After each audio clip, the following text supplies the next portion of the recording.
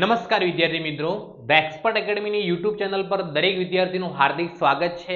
આજે આપણે આ વિડીયોની અંદર ગાલા એસાઇનમેન્ટ નામાના મૂળ તત્વોનો પ્રશ્નપત્ર 5 નો વિભાગ F નું સોલ્યુશન કરવા જઈ રહ્યા છીએ। વિભાગ F ની વાત કરીએ તો વિભાગ F ની અંદર બે દાખલા પૂછાય છે। કેટલા? બે દાખલા। બંને દાખલાઓ વાર્ષિક હિસાબો જ કહેવાય। પહેલો જે દાખલો હોય ભાગીદારીના પેઢીના વાર્ષિક હિસાબો હોય છે અને બીજો જે દાખલો હોય છે કંપનીના વાર્ષિક હિસાબો તરીકે પૂછાય છે। બંને દાખલા 11 ગુણના હોય છે એટલે 11 દુ 22 વિભાગ F કેટલા ગુણનો કહેવાય છે? 22 ગુણનો પૂછાય છે અને આ વિભાગમાં કંઈ પણ ઓપ્શનમાં મળશે નહીં, બંને દાખલા તમારે ફરજિયાત ગણવા પડશે। ઓકે, તો હવે સૌથી પહેલા આપણે પહેલા દાખલાનો એટલે 47 નંબરના પ્રશ્નની શરૂઆત કરીએ। શુભ અને લાભ એક પેઢીના ભાગીદારો છે। તારીખ 31 માર્ચ 2018 ના રોજ કાચા સરવૈયા અને હવાલાઓ પરથી વેપાર ખાતું, નફા નુકસાન ખાતું, નફા નુકસાન ફાળવણી ખાતું, મૂડી ખાતા અને પાકું સરવૈયું તૈયાર કરો। આપણને કાચું સરવૈયું આપેલું છે અને બાજુમાં શું આપેલા છે? અહીંયા હવાલા પણ આપેલા છે। તો સૌપ્રથમ આપણા નિયમ પ્રમાણે હવાલાની નોંધ કરીશું। પહેલો હવાલો મૂડી પર 8% લેખે, મૂડી પર કેટલા ટકા લેખે વ્યાજ ગણવાનો છે? 8%। તો સૌથી પહેલા જુઓ, મૂડી આપણને આપેલી છે શુભ અને લાભની, કેટલી આપેલી છે? 24,000 અને 16,000 રૂપિયા। કેટલા રૂપિયા આપેલી છે? 24,000 અને 16,000 રૂપિયા। તો સૌથી પહેલા મૂડી ક્યાં લખીશું આપણે? તો મૂડી લખવામાં આવે મૂડી ખાતાની જમા બાજુ 24,000 ને 16,000 રૂપિયા। વેપાર ખાતું, નફા નુકસાન ખાતું, નફા નુકસાન ફાળવણી ખાતું અને આ રહ્યું ભાગીદારના મૂડી ખાતા। પહેલા ભાગીદારની મૂડી કેટલી છે? 24,000 રૂપિયા। બીજા ભાગીદારની મૂડી કેટલી છે? 16,000 રૂપિયા। હવે દાખલાની અંદર મૂડી પર હવાલામાં કેટલા ટકા વ્યાજ ગણવાનું કીધું છે? આપણને 8%। તો પહેલા ભાગીદારની મૂડી કેટલી? 24,000। તો 24,000 ના હું 8% કરું એટલે જવાબ કેટલો આવે? 1,920। મૂડી પર વ્યાજ અહીંયા જ લખાશે, જમા બાજુ 1,920। બીજા ભાગીદારની મૂડી આપણી 16,000 ના 8% કરું એટલે 1,280 રૂપિયા। 1,280 અહીંયા જમા નફા નુકસાન ફાળવણી ખાતામાં ઉધાર બાજુ લખાય મૂડી પર વ્યાજ। પહેલા ભાગીદારનો કેટલો છે? 1,920 રૂપિયા અને બીજા ભાગીદારનો કેટલો છે? 1,280 રૂપિયા। આ બંનેનો સરવાળો કરું પ્લસ 1,920 વત્તા 1,280 3200 રૂપિયા કુલ વ્યાજ થાય મૂડી પર। કેટલા રૂપિયા? 3,200। 3200 રૂપિયા વ્યાજ લખવામાં આવશે। ચલો, એના પછી આગળ દાખલામાં શું કહેલું છે એ જોઈ લઈએ। આગળનો હવાલો શું છે કે ઉપાડ પર 12% લેખે વ્યાજ ગણવાનું છે। શુભે દર માસના અંતે 400 અને લાભે 1/10/2017 ના રોજ ઉપાડ કર્યો હતો। તો હવે આપણને ઉપાડ કેટલો આપેલો છે? 4800 અને 3200 રૂપિયા। તો આપણે ઉપાડ પહેલા મૂડી ખાતામાં ઉધાર બાજુ લખી દઈએ, હે ને? મૂડી ખાતામાં ઉધાર બાજુ પહેલા ભાગીદારનો કેટલો છે? 4800 રૂપિયા। બીજા ભાગીદારનો કેટલા રૂપિયા છે? 3200 રૂપિયા। હવે ઉપાડ પર વ્યાજ ગણતી વખતે ખાસ ધ્યાન રાખવાનું છે। પહેલા ભાગીદારની વાત કરીએ શુભ, આપણને હવાલામાં કહેલું છે કે શુભ જે છે એ દર મહિનાની અંતે 400 રૂપિયાનો ઉપાડ કરે। તો આખા વર્ષમાં મહિના 12 હોય, દર મહિનામાં 400 રૂપિયા એટલે આખા વર્ષમાં કુલ 4800 રૂપિયાનો ઉપાડ કર્યો છે। કેટલા રૂપિયાનો? 4800 રૂપિયાનો। તો હવે ઉપાડ પર 12% વ્યાજ ગણવાનો છે। કેટલા ટકા?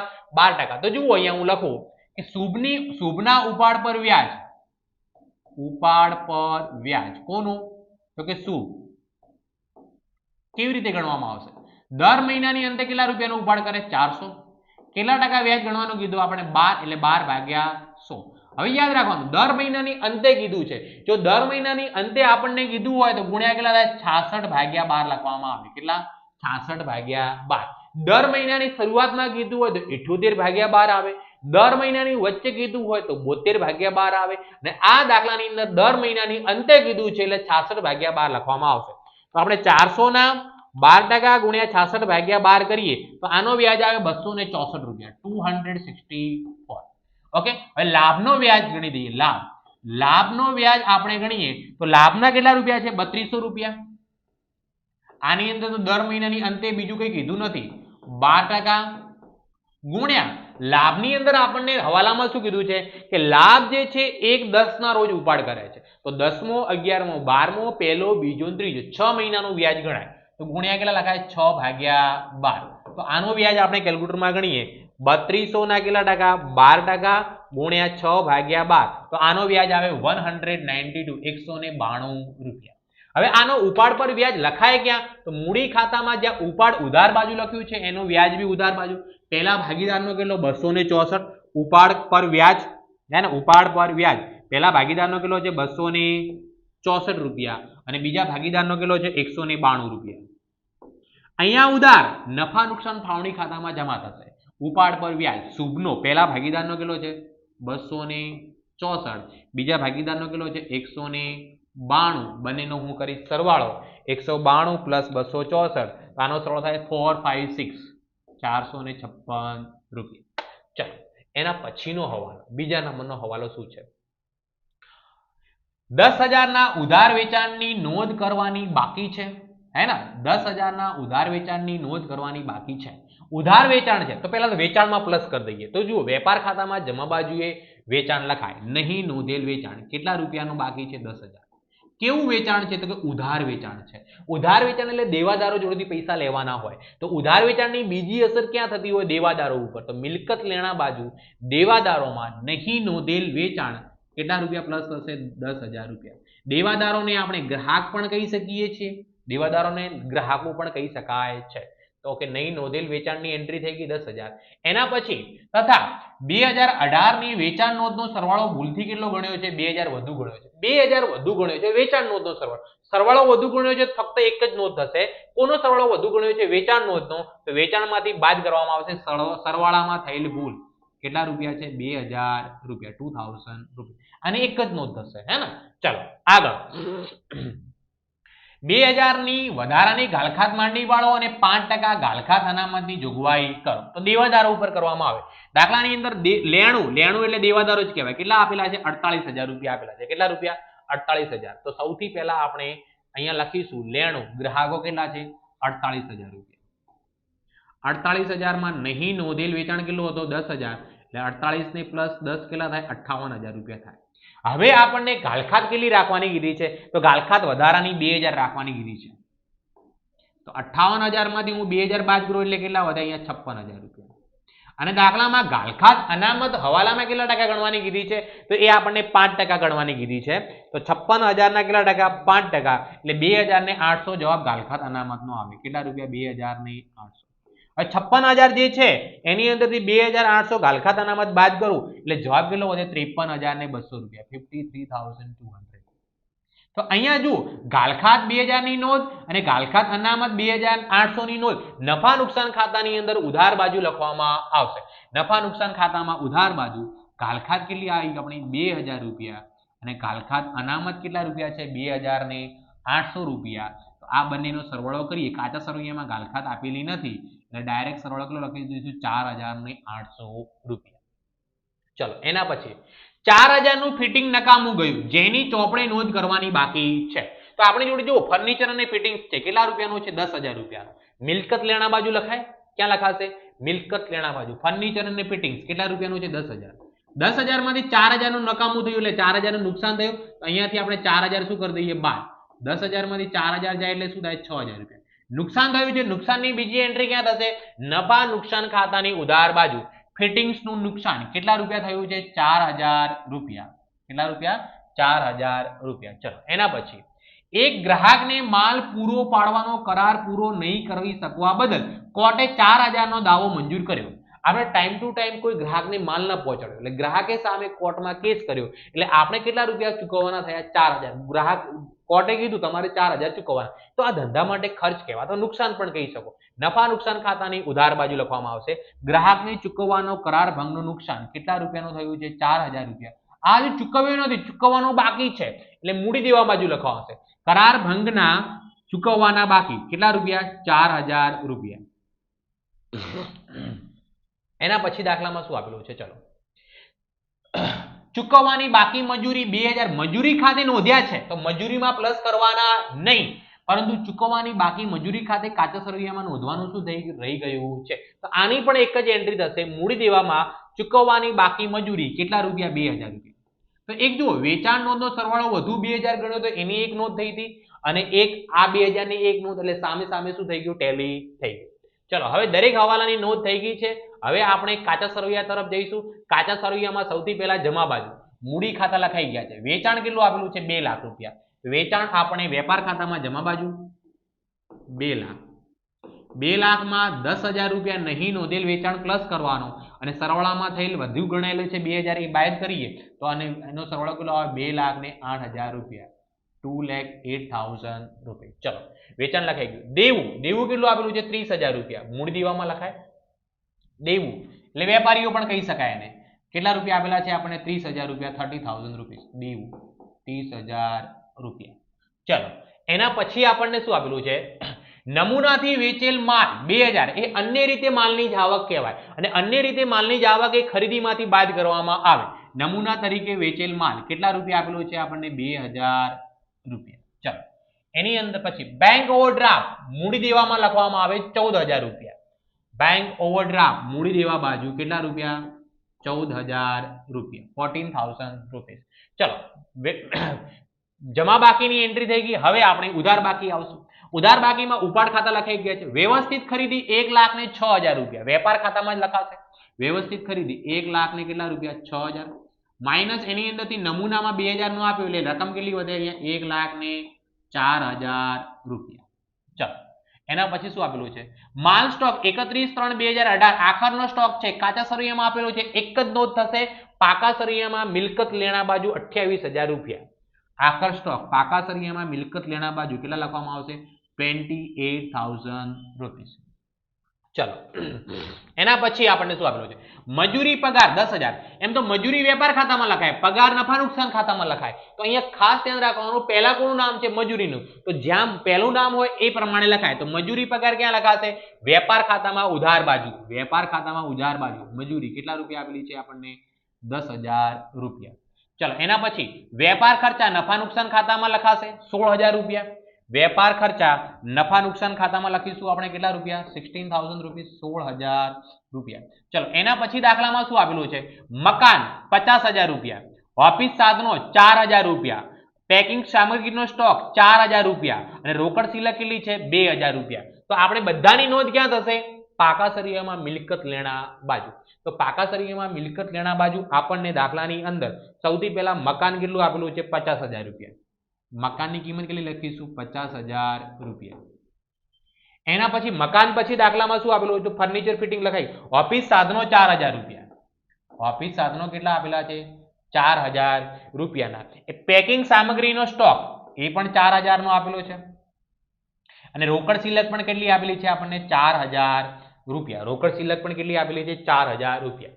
તો હવે આપણે દરેક વ્યવહારની, દરેક કાચા સરિયાની એન્ટ્રી કરી દીધી છે, હવાલાની નોંધ થઈ ગઈ છે. હવે આપણે શું કરવાનો છે? સરવાળો. સરવાળામાં સૌથી પહેલું કયો ખાતું બંધ થશે? વેપાર ખાતું. વેપાર ખાતાનો જમા બાજુનો સરવાળો કેટલો થાય છે? 2,08,000 રૂપિયા. આ બાજુ બી કેટલા લખીશું? 2,08,000 રૂપિયા.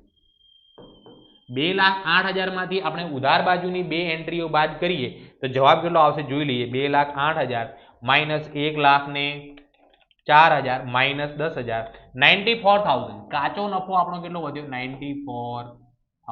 આ કાચો નફો ટ્રાન્સફર ક્યાં થાય? નફા નુકસાનમાં જમા બાજુ. 94,000 94,000 રૂપિયા.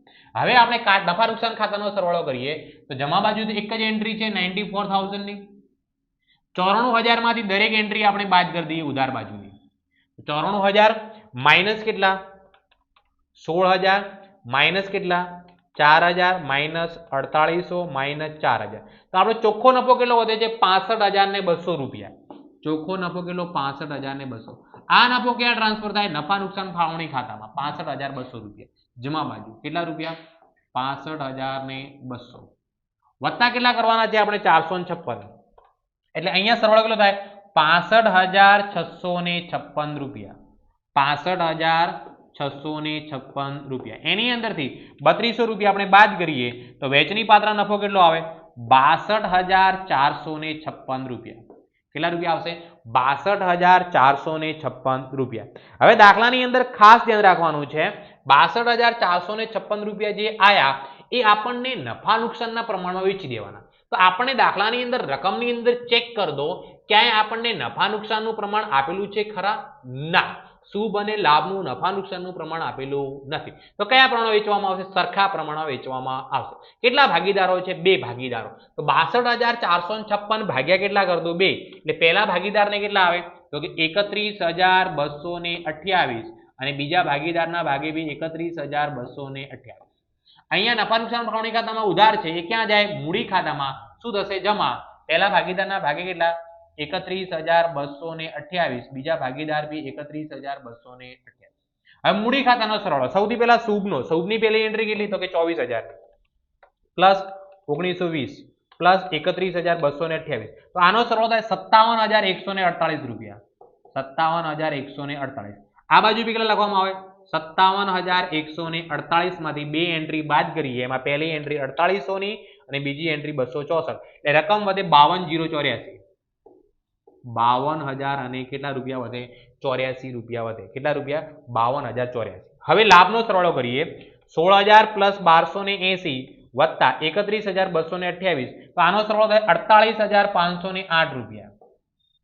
આ બાજુ કેટલા લખવામાં આવે 48,508 માંથી બે એન્ટ્રી બાદ કરીએ ઉપાડના 3200 રૂપિયા અને ઉપાડ પર વ્યાજના 192 રૂપિયા એટલે 45,116 રૂપિયા વધે. આ જે મૂડી આવી લખાય ક્યાં પાકા સરવૈયામાં મૂડી દેવા બાજુ 52,084 શુભની મૂડી 52,084 અને લાભની કેટલી 45,116 રૂપિયા 45,116. હવે આ બંનેનો શું કરી દઈએ આપણે સરવાળો પ્લસ 52,084 પ્લસ 45,116 કરવું એટલે જવાબ આવે 97,200 રૂપિયા મૂડી આવે. તો પાકા સરવૈયામાં સૌપ્રથમ આપણે મૂડી દેવા બાજુનો સરવાળો કરીએ તો 97,200 પ્લસ 30,000 ની એન્ટ્રી પ્લસ 14,000 પ્લસ 4,000 પ્લસ 2,000 તો આનો સરવાળો થાય 1,47,200 રૂપિયા 1,47,200 રૂપિયા. મિલકત લેણા બાજુ બી એટલો ને એટલો રૂપિયા એટલે કેટલી લખવામાં આવશે અહીંયા 2,000 રૂપિયા એને રોકડ 2,000 આપેલી હતી દાખલામાં આપણે ભૂલથી 4,000 લખેલી છે તો આનો સરવાળો હવે કરીએ તો કેટલો જવાબ થશે 1,47,200 રૂપિયા. એવી રીતે પાકા સરવૈયામાં બંને બાજુનો સરવાળો કેવો થશે સરખો થશે. હવે નેક્સ્ટ ક્વેશ્ચન કંપનીના વાર્ષિક હિસાબો 48મા નંબરનો દાખલો. નીચેની બાકીઓ વર્ધમાન લિમિટેડના ચોપડામાંથી લેવામાં આવી છે. આ બાકીઓ પરથી તારીખ 31 માર્ચ 2019 ના રોજનું પાકું સરવૈયું કંપની ધારા 2013 ના પરિશિષ્ટ 3 મુજબ તૈયાર કરવાનું છે. શું બનાવવાનું છે આપણે પાકું સરવૈયું બનાવવાનું છે હે ને. ફક્ત આ દાખલામાં આપણે પાકું સરવૈયું જ બનાવવાનું છે નફા નુકસાનનું પત્રક બનાવવાનું નથી. ઓકે સૌથી પહેલા આપણને જુઓ પ્લાન્ટ અને ઉધાર બાકી અને જમા બાકી તો આ બધી એન્ટ્રીઓ કઈ બાજુ લખાશે મિલકત લેણા બાજુ. આ બધી એન્ટ્રીઓ ક્યાં બાજુ લખાશે મૂડી દેવા બાજુ. સૌથી પહેલા પ્લાન્ટ અને મશીનરી કેટલા રૂપિયા આપેલી છે 8 લાખ રૂપિયા. તો પ્લાન્ટ અને મશીનરી એ આપણી દ્રશ્ય મિલકત કહેવાય. અહીંયા લખાશે મિલકત લેણા બાજુ કેટલા રૂપિયા છે આપણી 8 લાખ રૂપિયા. કેટલા રૂપિયા 8 લાખ રૂપિયા. ચલો એના પછી રોકડ અને રોકડ સમકક્ષ કેટલી છે 60,000 રૂપિયા. તો અહીંયા લખીશું રોકડ અને રોકડ સમકક્ષ હે ને ચાલુ મિલકતોમાં કેટલા રૂપિયા આપેલી છે 60,000. આ તો દાખલો એકદમ ઈઝી છે ફોર્મેટના આધારે તૈયાર કરવાનો છે તમારે. એના પછી દાખલામાં શું આપેલું છે સ્ટોક ક્યાં લખાય માલ સામગ્રીમાં ચાલુ મિલકતોમાં માલ સામગ્રીમાં કેટલી રકમ છે સ્ટોકની આપણને આપેલી છે 4,30,000 રૂપિયા. ચલો સ્ટોક પછી શું આપેલું છે દેવાદારો 5,60,000 વેપારી લેણા શું કહેવાશે વેપારી લેણા કેટલા રૂપિયા 5,60,000 રૂપિયા. ચલો એના પછી શું આપેલું છે મળવાનું બાકી વ્યાજ 30,000 રૂપિયા. મળવાનું બાકી વ્યાજ ચાલુ મિલકતોમાં લખાય અન્ય ચાલુ મિલકતોમાં લખાશે ક્યાં લખાશે અન્ય ચાલુ મિલકતોમાં કેટલી રકમ છે 30,000 રૂપિયા. ચલો એના પછી શું આપેલું છે આપણને ટ્રેડમાર્ક અદ્રશ્ય મિલકત 20,000 રૂપિયા. ટ્રેડમાર્ક અદ્રશ્ય મિલકતમાં લખાશે કેટલા રૂપિયા 20,000 રૂપિયા. ચલો ટ્રેડમાર્ક પછી 10% નર્મદા બોન્ડ 7 લાખ રૂપિયા રોકાણોમાં લખાશે. બિનચાલુ રોકાણોમાં 10% નર્મદાના બોન્ડ કેટલા રૂપિયા 7 લાખ રૂપિયા. ચલો એના પછી શું આપેલું છે છૂટા ઓજારો માલ સામગ્રી કહેવાય. છૂટા ઓજારો શું કહેવાય માલ સામગ્રી 40,000. તો માલ સામગ્રી સ્ટોક તો લખાઈ ગયો છે. માલ સામગ્રીનો સ્ટોક આપણે કેટલો લખ્યો 4,30,000. હજુ કેટલી એન્ટ્રી છે 40,000. તો 4,30,000 ને 40,000 કેટલો બને સરવાળો કરો કેટલો લખાય 4,70,000 રૂપિયા લખવામાં આવશે. ટેલિફોન ડિપોઝિટ 30,000 રૂપિયા. તો ટેલિફોન ડિપોઝિટ આપણે ક્યાં લખાશે ટેલિફોન ડિપોઝિટ લાંબા ગાળાની લોન અને ધિરાણની અંદર કેટલા રૂપિયા આપેલી છે 30,000. લાંબા ગાળાની લોન અને ધિરાણની અંદર કેટલી રકમ લખીશું આપણે 30,000 રૂપિયા. ચલો એના પછી મ્યુચ્યુઅલ ફંડના કામ ચલાઉ રોકાણો 1 લાખ આપેલા છે. એ કામ ચલાઉ છે એટલે ચાલુ રોકાણો કહેવાય. કયા રોકાણો કહેવાય ચાલુ રોકાણો. કેટલા રૂપિયા આપણને આપેલા છે 1 લાખ રૂપિયા. ચલો એના પછી ઇક્વિટી શેરના બાકી હપ્તા 10,000. ઇક્વિટી શેરના બાકી હપ્તા છે શેર મૂડીની અંદરથી માઈનસ થશે. ઇક્વિટી શેરના બાકી હપ્તા 10,000 રૂપિયા અહીંયા શું થશે માઈનસ થશે. ઓકે, કમ્પ્યુટર દ્રશ્ય મિલકત 1,80,000, કોમ્પ્યુટર સોફ્ટવેર અદ્રશ્ય મિલકત. કોમ્પ્યુટર કેટલું આપેલું છે? 1,80,000. દ્રશ્ય મિલકતમાં લખીએ આપણે 1,80,000 અને એનું સોફ્ટવેર અદ્રશ્ય મિલકત કહેવાય. કેટલા રૂપિયા આપેલું છે? 40,000 રૂપિયા. ચલો હવે જમા બાજુ ઇક્વિટી શેર મૂડી 5,50,000 રૂપિયા. શેર મૂડીમાં લખાશે કેટલા રૂપિયા? તો કે 5,50,000 રૂપિયા. ચલો એના પછી 9% બેંક લોન 5 લાખ રૂપિયા. તો લાંબા ગાળાના ઉછીના નોડા 9% બેંક લોન કેટલા રૂપિયા આપેલી છે આપણને? 5 લાખ રૂપિયા. ચલો એના પછી સૂચિત ડિવિડન્ડ 1,80,000 ટૂંકા ગાળાની જોગવાઈમાં સૂચિત ડિવિડન્ડ કેટલી રકમ છે? 1,80,000 રૂપિયા. ચલો એના પછી શું આપેલું છે? નફા નુકસાન લેણદારો એટલે વેપારી દેવા કહેવાય 1 લાખ રૂપિયા. તો વેપારી દેવા ચાલુ જવાબદારીમાં લખવામાં આવશે. કેટલી રકમ છે આપણી? 1 લાખ રૂપિયા. ચલો એના પછી શું આપેલું છે? નફા નુકસાન ખાતાનો વધારો અનામત અને વધારોમાં લખાય. કેટલા રૂપિયા આપેલી છે? 5 લાખ રૂપિયા. 5 લાખ રૂપિયા અનામત અને વધારો 5 લાખ. અને ઇક્વિટી શેરના બાકી હપ્તા અહીંયા 10,000 શું કરવાના છે? આપણે બાદ કરવાના છે. આપણે ખાસ ધ્યાન રાખવાનું. 10,000 શું થશે? બાદ થશે. ચલો એના પછી પ્રોવિડન્ટ ફંડ 7 લાખ રૂપિયા. તો પ્રોવિડન્ટ ફંડ ક્યાં લખવામાં આવશે? તો લાંબા ગાળાની જોગવાઈની અંદર ક્યાં લખવામાં આવશે? લાંબા ગાળાની જોગવાઈઓમાં કેટલા રૂપિયા છે? 7 લાખ રૂપિયા પ્રોવિડન્ટ ફંડ. એના પછી બેંક ઓવરડ્રાફ્ટ આપણું ચાલુ દેવું કહેવાય 1,60,000 રૂપિયા. હે ને? કયું દેવું કહેવાય? ચાલુ જવાબદારીમાં લખવામાં આવશે. હે ને? અન્ય ચાલુ જવાબદારી અથવા ટૂંકા ગાળાના ઉછીના નાણાંમાં પણ લખી દે શકીએ છીએ. તો બેંક ઓવરડ્રાફ્ટ આપણે ક્યાં લખીશું? બેંક ઓવરડ્રાફ્ટ ટૂંકા ગાળાના ઉછીના નાણાંમાં લખાશે. ક્યાં લખાશે? ટૂંકા ગાળાના ઉછીના નાણાંમાં. કેટલી રકમ છે એની? Bank overdraft 1,60,000. ટૂંકા ગાળાના ઉછીના નાણાં 1,60,000 રૂપિયા. ચલો એના પછી શું આપેલું છે? ચૂકવવાનો બાકી પગાર દેવું કહેવાય 60,000 રૂપિયા. અન્ય ચાલુ જવાબદારીઓમાં ચૂકવવાનો બાકી દેવું 60,000 રૂપિયા. ચલો એના પછી શું આપેલું છે? 10%ના ડિબેન્ચર 2,30,000. લાંબા ગાળાના ઉછીના નાણાંમાં 10%ના ડિબેન્ચર કેટલા છે? 2,30,000 રૂપિયા. અને છેલ્લે છે કરવેરાની જોગવાઈ 20,000. ટૂંકા ગાળાની જોગવાઈ કહેવાય. ટૂંકા ગાળાની જોગવાઈમાં કરવેરાની જોગવાઈ કેટલા રૂપિયા? 20,000 રૂપિયા. હવે આપણે શું કરવાનું છે? સરવાળો.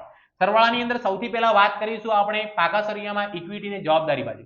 તો સૌથી પહેલા શેર હોલ્ડરના ભંડોળમાં 5,50,000 વત્તા 5 લાખ 10,50 માંથી 10 જાય એટલે 10 લાખ ને કેટલા વધે? 40,000. પહેલો હેડિંગ કેટલું આવે? 10 લાખ ને 40,000.